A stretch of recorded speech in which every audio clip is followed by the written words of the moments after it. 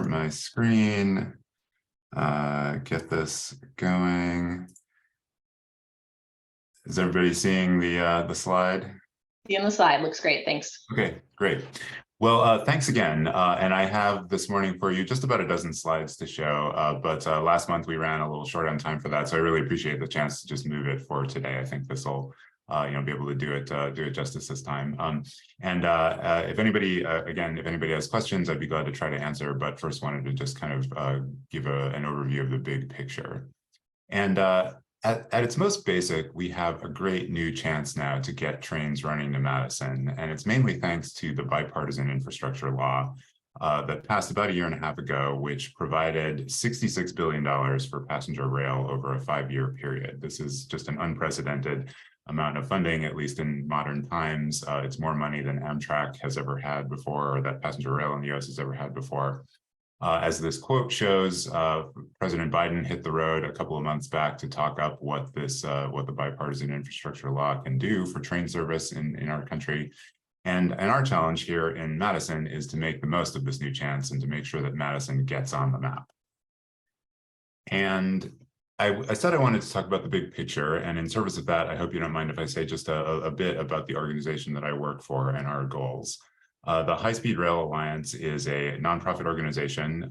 We are based in a national organization. We're based in Chicago, but I get to do my work as deputy from here in Madison. And so both personally and professionally, this is very important to me, and Wisconsin is an important state for our organization. In a really general way, we see our role as being the best source of information about what high-speed rail in particular is, the benefits that it could bring, and how to achieve it. And we have a few main objectives shown on this slide here. The first of which is that we want to see the establishment of a federal railroad program with annual funding. The infrastructure law that I mentioned is a great start. But much like the interstate highway system took several decades to build and hundreds of billions in today's dollars, building a really modern rail system is going to take sustained support and work over many years. So we want to see funding in every year's budget, not just this one-time infusion. We also want to see, because success will breed success, we want to see at least one high-speed line in service this decade. We define high speed as being 180 miles an hour or faster, and the good news is that there are 2 contenders at this point in the United States to demonstrate this. The state of California has a project that is under construction to connect LA and San Francisco, and there's a private company called Brightline, which is building a high-speed line between LA and Las Vegas, and they've set a really ambitious goal. They want to have that line up and running in time for the Olympics in LA in 2028. So we believe that this is important because once Americans have a chance to see what really fast modern trains can do in our own country instead of somewhere else in the world, that will really spark interest in other places and help to move this along. And then the third main thing that our organization does is that we advocate for investment in the Chicago Rail Hub for faster, more frequent service to neighboring states like Wisconsin. Chicago, for more than a century has been the rail hub for all of North America in a lot of ways, and that's still going to be true. And right now, even if Madison had a station and we had the trains and tracks all ready to go, Chicago wouldn't be ready for the level of service that we need with arrivals and departures throughout the day. So this work to build up capacity in Chicago is really important. With that background, let's look at a few maps, which I hope will kind of show where we are coming from and where we need to go. This first map, you might have seen this about 2 years ago. Amtrak unveiled a proposal to expand, a major expansion that they call it Connects Us.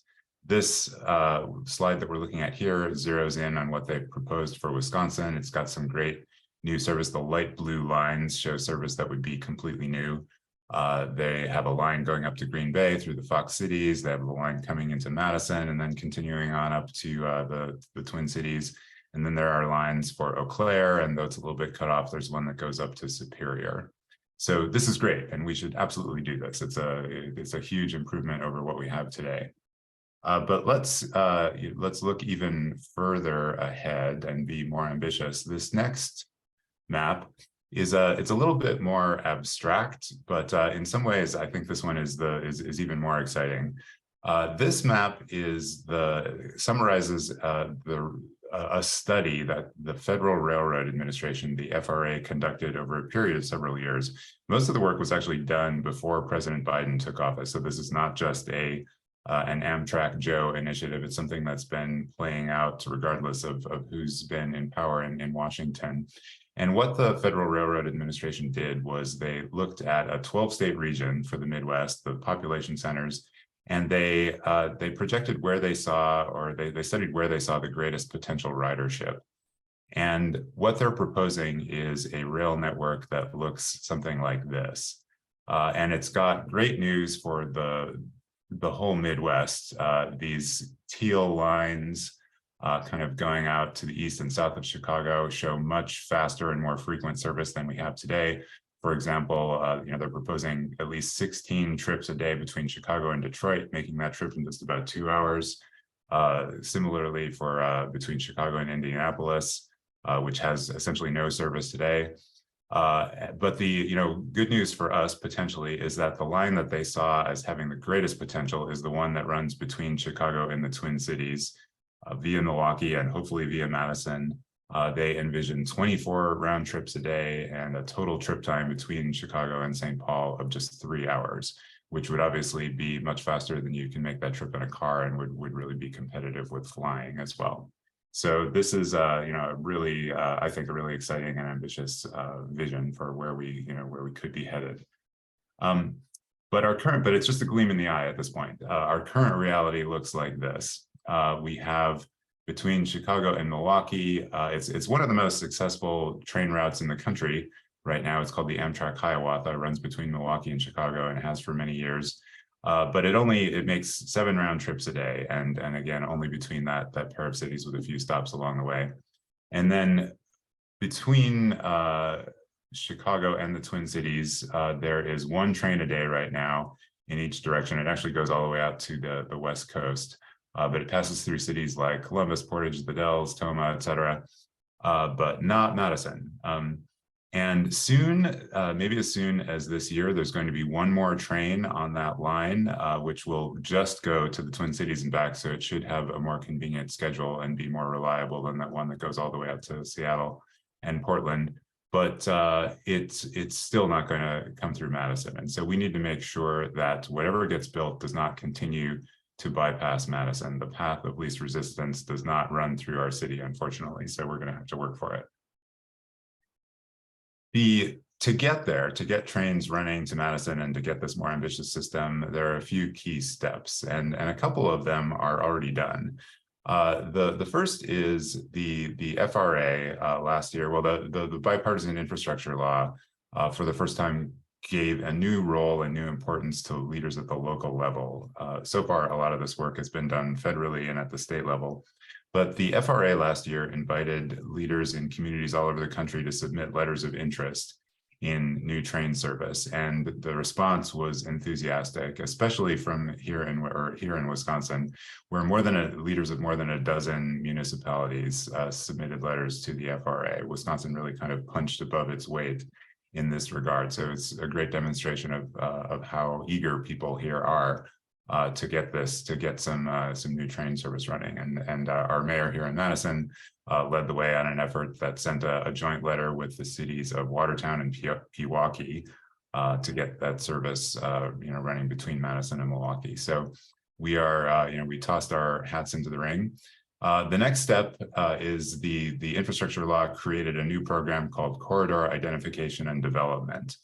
And the application deadline just passed a couple of weeks ago, and WSDOT, our state Department of Transportation, put together the applications. They sort of batched them together, and they submitted proposals for 3 new lines. The one up to Green Bay, the one service for Eau Claire, and then service to Madison. So they've checked that box. We'll find out probably later this year whether or not the application was successful, but hopefully. And meanwhile, speaking of studies, the city of Madison has been conducting looking into potential station locations. Haven't heard word on that yet, but I think the last we heard was that they were hoping to unveil the results this month. So we'll see. And then the next step, and this is where things get tougher, is we need to build support at the state level for matching funds. Successful applicants to the Corridor ID program that I just mentioned will essentially get full federal funding for the studies. But at later stages, when construction when we sort of shift into the construction phase, the federal government can only provide 80% of the funding. So the other 20% will need to come from somewhere else. And usually that means from the state. So that will be tough. But the good news is that we've got a couple of years to build support for that. The soonest that we will probably need that new funding from the state would be the 2-year budget from 2025 to 2027. So our organization and others has begun working on this. The way that we've been doing that is that we are supporting local leaders. If anyone is interested, we did a whole talk just on the federal process a couple of months back. I could send a link for that. We're helping to build a business coalition for passenger rail. It's got some exciting additions to it. Companies with household name recognition have signed on saying, yes, we want passenger trains running throughout Wisconsin. We are working with a new high-speed rail commission that's been set up in Illinois. We actually led the way in getting the legislation passed there to try to get Illinois to play a leading role in making investments to that key Chicago hub, which serves so many other states as well, including Wisconsin. And they're also in Illinois, their legislature has really shown a lot of interest in passenger rail. A new passenger rail caucus has come together, and the vast majority of the members of the Illinois legislature have signed on to at least get communications from this caucus to be part of it. So that's a good sign, and we are laying groundwork for lobbying in Wisconsin, and in fact just gave testimony the other day at one of the hearings of the State Joint Finance Committee up in the Dells. And apart from the this kind of detailed work, we're just in general advocating for a statewide vision with statewide benefits. Clearly, this map of the surface that we have today isn't cutting it. It's leaving out way too much of Wisconsin, including the capital here in Madison. So we should be aiming higher. This map shows what WisDOT has applied for. Again, that service up to Green Bay, to Eau Claire, and to Madison. This would be a huge improvement. It would bring in the largest population centers in Wisconsin that don't have train service today. So we've got to keep working for this. But at the same time, we should look even further ahead. And this map is one that our organization has put together, showing a much more comprehensive system for Wisconsin. I know it's a little bit complicated, this map. But it's got the lines in that WisDOT has proposed, as well as some others. We've got the green lines are bus connections, which we actually think are very important. And it's got the dashed lines are lines that are sort of not yet under serious consideration, but that should be. That we've heard a lot of interest from people in the Fox cities and Eau Claire in being able to get east and west across the state. So there's a corridor that can be used for that. There is a corridor that runs along the lakefront between Chicago and Milwaukee that could run parallel to the tracks that we have and provide for much more frequent service. That's how we could get hourly service there. And then there is, between Madison and Chicago via Janesville, there is an unused rail corridor, or very lightly used rail corridor, that could be used for passenger trains too. Which would give us direct access to Chicago and O'Hare as well. So imagine, how helpful it could be to get on a train in Madison and be at O'Hare a short time later without a short, expensive connecting flight. This would give us cleaner, safer, faster travel options than by car, of course, or even by plane. We would give statewide service to and from most cities in Wisconsin. And we think that our best chance of getting trains running to Madison here is as part of a system that benefits everybody, not just a couple of cities. Madison's plans for rail 13 years ago, some of you might remember, fell short, in part because it was seen as something benefiting only Madison. We've taken a close look at who would benefit from these new proposals, and what this map shows are the assembly districts shaded, the ones that are shaded gray would either have a station or have one pretty easily accessible. And as you can see, since so much of the map is gray, most of the districts in the state would benefit, which really gives us something to work with politically. And then when we look at the Senate side of things, it's even better. Nearly every Senate district in Wisconsin would benefit from a system like this. So we can't take any of this for granted. It's going to take a lot of work, but there is a lot to work with. So that is what our organization is doing. If you're interested in this and would like to help, we especially need contacts in other parts of the state and in the business community. So if you're interested or know people who are, please let me know, or send people to our site, highspeedrail.us. You can sign up for a free weekly newsletter that we do, and we do occasional action alerts about Wisconsin as well as developments in other parts of the country. So I'll stop there, and if anyone has any questions, I'd be glad to try to answer. Great, thank you so much. Such good information. I love all the maps. It looks like we did have one question in the chat to start out with, from David Capelli and Carla Mays with Smart Cohort. Between ARPA funds and the multi-billion-dollar surplus at the state level, what is the reason for a 2025 to 2027 timeline for state matching funds? The reason for that is that there are studies that need to be done first. As eager as we all are, or at least, I am, I don't know about you, to get trains running ASAP, the process takes time. So they need to study these corridors, figure out details of, they need to do market studies, they need to look at environmental impact. So that all will take some time. The federal funding that's available now that WSDOT has applied for will hopefully cover all of that. And then if we advance through that process, get those studies done, do the next phase will also be mostly covered by the federal government. That's more focused on the environmental impact. If we clear those hurdles, then that's when the money for construction would be needed. And the soonest that we'd be likely to move through that process would be that 2025 to 27 range. And that's probably, in a way, even though it's frustrating for this to take years to move along, it's probably good news, because if we had to have an up or down vote on funding for new trains right now, we would lose.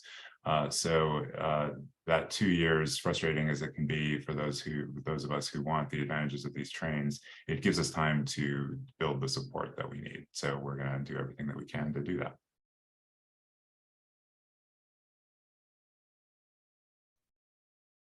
Thank you.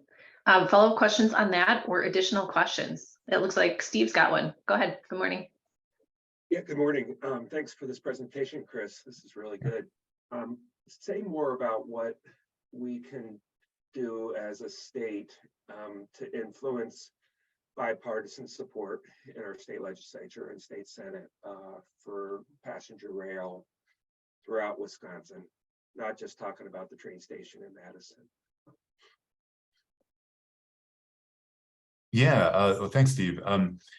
It's bipartisan support is key for this, and that's one of the reasons that I asked for connections that any of you may have in other parts of the state. We know that there is a lot of support out there, but we need more, and we need to demonstrate it. Our organization, the High Speed Rail Alliance, we have supporters, not many. I'm not saying that we have a ton, but we have supporters in every state Senate district in Wisconsin and almost all of the assembly districts. So there are people throughout Wisconsin who want this, but we need more, and we need to, over the next couple of years in particular, we need to get them engaged in contacting their legislators. So if anyone can help with that, friends, family who live in other parts of the state, that can be really helpful.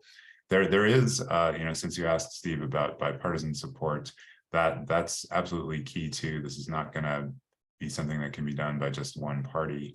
And so bipartisan support, we need that. We have some of it. I'm not going to drop names, but we've been doing some work already, and know that there are some legislators. Well, there are definitely legislators on the blue side who are interested in this, but there are some on the red side as well. I've had a chance to speak with a couple of them, and there are, some of their staffers are interested as well. So even though this is certainly not a something that they is a priority right now, we know that there are we've got something to work with there, and we need to to make the most of it and build it, and make it stronger over the next couple of years.